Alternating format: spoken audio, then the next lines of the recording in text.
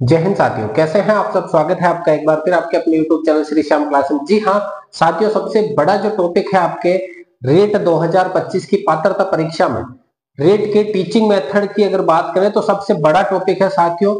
सबसे बड़ा इसलिए मैं कह रहा हूं कि हिंदी के अंदर 15 नंबर की, संस्कृत में 15 नंबर की और सब्जेक्ट में 20 नंबर की आपके टीचिंग मेथड रहने वाली है।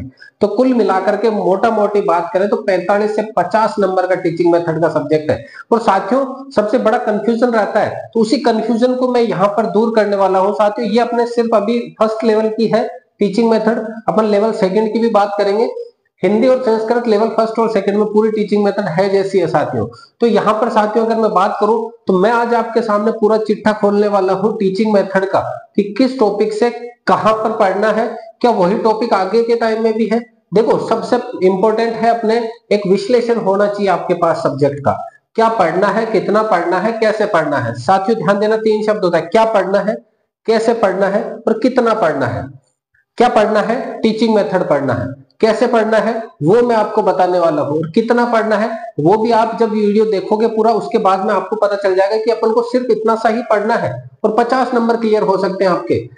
एक जगह के अगर आपने टॉपिक पढ़ लिया तो दूसरी जगह पढ़ने की जरूरत नहीं है साथियों। तो अगर मैं सबसे पहले हिंदी की बात करूं साथियों, तो हिंदी के अंदर सबसे पहला टॉपिक क्या है, भाषा की शिक्षण विधियां।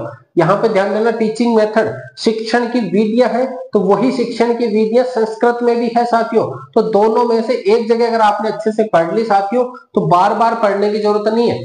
टीचिंग मेथड की अगर बात करें, शिक्षण विधियां 20 से 30 शिक्षण विधियां यहां अगर आपने पढ़ी तो वही 20 से 30 की शिक्षण विधियां यहां पढ़नी है आपको। बस फर्क इतना सा है, हिंदी के लिए कौन सी बेस्ट है, संस्कृत के लिए कौन सी बेस्ट है, गणित के लिए कौन सी बेस्ट है, वो आपको देखनी है। तो साथियों पहला टॉपिक दोनों में सेम है एज इट इज अगर बात करें तो। दूसरे टॉपिक की बात करें, शिक्षण के उपागम। यहाँ शिक्षण सिद्धांत है, यानी शिक्षण के उपागम और सिद्धांत की बात करें तो दोनों टॉपिक एक ही है साथियों। ध्यान देना, भाषा दक्षता का विषय, भाषा का विकास किस प्रकार से हो सकता है, और यहाँ पर है शिक्षण की अभिरुचि। अभिरुचि का मतलब हो गया इसमें रुचि किस प्रकार से आपकी जागृत हो सकती है साथियों। भाषाई कौशल वेरी वेरी इंपॉर्टेंट टॉपिक है साथियों। इंपॉर्टेंट की अगर मैं बात करूं, इसमें सबसे इंपॉर्टेंट है इन दोनों में से दो प्रश्न भाषाई कौशल के बनेंगे 100%। सुनना, एसबीपीएल का सुनना, बोलना, पढ़ना, लिखना same as it is topic है साथियों। भाषा शिक्षण की चुनौतियां, चुनौतियों के बाद में यहां पर भी है चुनौतियां। पाठ्य पुस्तक, पाठ्य पुस्तक यहां पर भी है। संसाधन, संसाधन यहां पे भी है। शिक्षण अधिगम सामग्री, शिक्षण अधिगम सामग्री यहां पर भी है। शिक्षण अधिगम संसाधन और सामग्री एक ही है। पाठ्य पुस्तक, पाठ्य पुस्तक, मूल्यांकन, मूल्यांकन सीई सतत एवं व्यापक मूल्यांकन, सतत एवं व्यापक मूल्यांकन। उपलब्धि परीक्षण, उपलब्धि परीक्षण, उपचारात्मक, उपचारात्मक यहां पर सिर्फ अलग से टॉपिक है तो राजस्थानी भाषा है साथियों। ध्यान देना, हिंदी के जितने भी टॉपिक है साथियों एज इट इज संस्कृत में है, तो आप अगर एक जगह अगर तैयार करते हो तो वो दूसरी जगह अपने आप तैयार हो जाएगी। मूल्यांकन अगर यहां पढ़ते हो तो यहां पढ़ने की जरूरत नहीं है, यहां पर भी नहीं है और यहां पर भी नहीं है। यानी कि अगर फर्स्ट लेवल से हो तो मूल्यांकन अगर अच्छे से तैयार करते हो साथियों तो ये चारों के अंदर हो जाएगा। मूल्यांकन कम से कम 2 से 3 सवाल निकल कर आएंगे साथियों। तो अगर एक जगह भी आपने ढंग से पढ़ लिया मूल्यांकन तो आपको अलग जगह पढ़ने की जरूरत नहीं है साथियों। कहने का मतलब है मैं यहाँ पर आपके सामने टीचिंग मेथड का है पोस्टमार्टम कर रहा हूँ, आपको देखना है कौन कौन से अंग आपके काम आ सकते हैं। ये अंग अगर यहाँ पढ़ लिया तो यहाँ पर आपको पढ़ने की जरूरत नहीं है साथियों। ईवीएस की अगर बात करें 10 नंबर की आएगी, मैथ्स के अंदर 10 नंबर की, संस्कृत में 15 की, हिंदी में 15 की। कई बार ऐसा है कि मतलब कहते हैं कि ईवीएस के अंदर 8 नंबर 6 नंबर तक भी आती है, तो 45 से 50 नंबर का लिया है अपन ने मोटा मोटा। 45 से 50 नंबर की क्या रहेगी साथियों, टीचिंग मेथड रहेगी। पर्यावरण शिक्षा के अधिगम सिद्धांत, यानी सिद्धांत देखो, उपागम सिद्धांत, यहाँ पे पर्यावरण शिक्षा के सिद्धांत। पर्यावरण का साइंस व एसएसटी सामाजिक विज्ञान के मध्य क्या संबंध है। पर्यावरण के उपागम यहां पर थे भाषा शिक्षण के उपागम, और यहाँ शिक्षण के सिद्धांत यानी उपागम सभी सब्जेक्ट, ईवीएस के उपागम, संस्कृत के उपागम, हिंदी के उपागम। क्रियाकलाप, प्रयोग, कार्य एवं रुचि, मूल्यांकन यहां पर भी है तीनों जगह। सीसीई सतत एवं व्यापक मूल्यांकन तीनों जगह पे है साथियों। शिक्षण की सहायक सामग्री वेरी इंपॉर्टेंट टॉपिक है, सहायक सामग्रियां। इन सहायक सामग्रियों में से 100% एक सवाल निकल कर आएगा। सहायक सामग्रियों में से आपके साथियों अलग अलग हो सकती है, हार्डवेयर भी हो सकती है, सॉफ्टवेयर भी हो सकती है। जैसे माइक्रोफोन हो गया, केवल सुनने वाली, पढ़ने वाली और लिखित व सुनने वाले दोनों हो सकती है आपके सहायक सामग्रियां। 100% यहाँ पे सवाल बनेगा साथियों। शिक्षण के चुनौतियां, पर्यावरण शिक्षण में क्या क्या चुनौतियां आ सकती है, और आईटी सूचना एवं संचार प्रौद्योगिकी के बारे में भी पूछा जाएगा। गणित के भी 10 प्रश्न रहेंगे। गणित की प्रकृति कैसी होती है और गणित की तर्क शक्ति किस प्रकार से है। पाठ्यक्रम में गणित की महत्ता, गणित की भाषा, यहाँ पर सभी की भाषाओं की बात की गई है। सामुदायिक गणित, आंकड़ों का प्रबंधन, जो पाई चार्ट वगैरह जो बनते हैं ना, आयत वगैरह, वो औपचारिक और अनौपचारिक विधियां। अनौपचारिक कहां पर होती है, परिवार के। अनौपचारिक और औपचारिक मतलब विद्यालय की। मूल्यांकन, शिक्षण की समस्याएं सभी जगह है।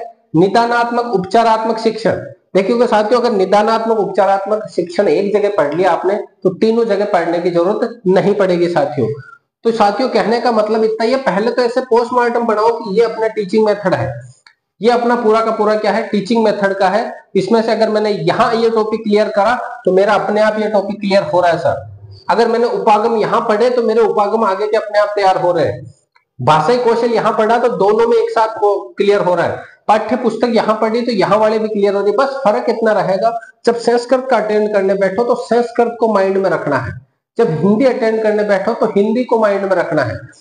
ईवीएस अटेंड करो तो ईवीएस को अकॉर्डिंग आपको प्रश्न सोल्व करना है। तो यहाँ बस जिस सब्जेक्ट में जाकर टीचिंग मेथड सोल्व कर रहे हो उस सब्जेक्ट को माइंड में आपको रखना है, उसके बाद उसके अकॉर्डिंग अपन यहाँ पर तैयारी करेंगे साथियों। शिक्षण अधिगम सामग्री, पाठ्य पुस्तक, संसाधन, मूल्यांकन। मूल्यांकन सीसी सबसे इंपॉर्टेंट टॉपिक है साथियों। उपलब्धि परीक्षण सभी जगह पे है। उपचारात्मक परीक्षण यहाँ पर भी है, वहां पर भी है। राजस्थानी भाषा हिंदी के अंदर थोड़ा सा अलग से दिया हुआ टॉपिक है। तो साथियों ये अपने टीचिंग मेथड की अगर बात करें लेवल फर्स्ट की, तो यहाँ पे मैंने टीचिंग मेथड का बताया है आपको कि ये टीचिंग मेथड है। अब यहाँ पे अगर मैं बात करूं कि किस प्रकार से इनको पढ़ना है साथियों, यहाँ पे ध्यान देना, किसी एक सब्जेक्ट की टीचिंग मेथड को स्ट्रॉन्ग करो, बाकी सब्जेक्ट अपने आप हो जाएंगे। अगर आप हिंदी की टीचिंग मेथड को टाइम दे देते हो रोज के 2 घंटे और लगातार 10 दिन पढ़ लिया, यानी 20 घंटे में टीचिंग मेथड आराम से हो सकती है, सोच के समझ के फिर पढ़ने में। तो इनको टाइम देने में जरूरत ही नहीं पड़ेगी साथियों। 2-2, 3-3 घंटे की पूरी टीचिंग मेथड है, लेकिन एक सब्जेक्ट की अच्छे से तैयार आपको करनी पड़ेगी साथियों। इसके बाद है साइको की जो 5वीं यूनिट है ना आपके 2005, 2009 और 2020 की अगर नई जुड़ी है एनईपी, यहाँ पर उसके अंदर भी मूल्यांकन, सतत मूल्यांकन, उपलब्धि परीक्षण, उपचारात्मक, ये सभी के सभी टॉपिक वहां पर भी है साथियों। तो अगर यहाँ पर अपन ने अच्छे से कर लिए तो अपनी साइको की 5वीं यूनिट भी तैयार हो रही है साथियों। इसके बाद में बात करें साथियों पाठ्यक्रम, पाठ्यक्रम का भी सवाल बनेगा, पाठ्यक्रम का भी है साथियों अपने यहाँ पर। पाठ्यक्रम के अलावा आईसीटी, सूचना एवं इंफॉर्मेशन एंड टेक्नोलॉजी, आईसीटी का भी है, आईटी का भी। तो साथियों ये एक टीचिंग मेथड का पूरा प्रोसेस रहेगा। पहले तो आपके माइंड में सब कुछ एक चार्ट होना चाहिए, जिस प्रकार से मैंने चार्ट बनाया। अगर आप स्क्रीनशॉट लेना चाहते हो तो स्क्रीनशॉट ले सकते हैं साथियों। ये लेवल फर्स्ट की पूरी टीचिंग मेथड है।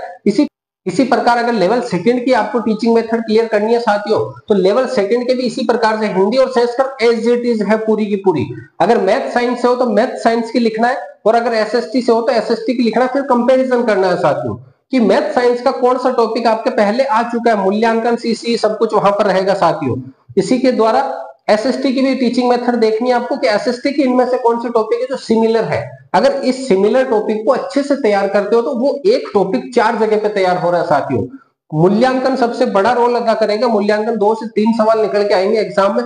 तो जैसे जो टॉपिक कॉमन है ना उनके ऊपर क्या करना आपको साथियों, ज्यादा फोकस करना है, ताकि ज्यादा फोकस करके ज्यादा नंबर लेकर के आ सके। टीचिंग मेथड ही वो सब्जेक्ट है जो अपनी पात्रता को क्लियर ना करके क्या करेगा, 100+ नंबर लाने के योगदान देगा ही देगा। 100+ नंबर अगर आप लेकर आ रहे हैं तो टीचिंग मेथड पे खास तौर पे फोकस करना है। टीचिंग मेथड की मैंने तुलना करी है, पूरा पोस्टमार्टम करा है।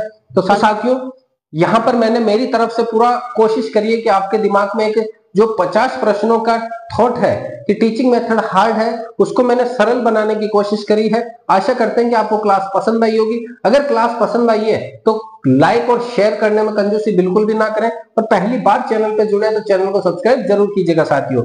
इसी प्रकार के वीडियो के लिए बने रहिएगा आपके अपने यूट्यूब चैनल के साथ में। मिलते हैं अगली क्लास में, तब तक के लिए जय हिंद, वंदे मातरम।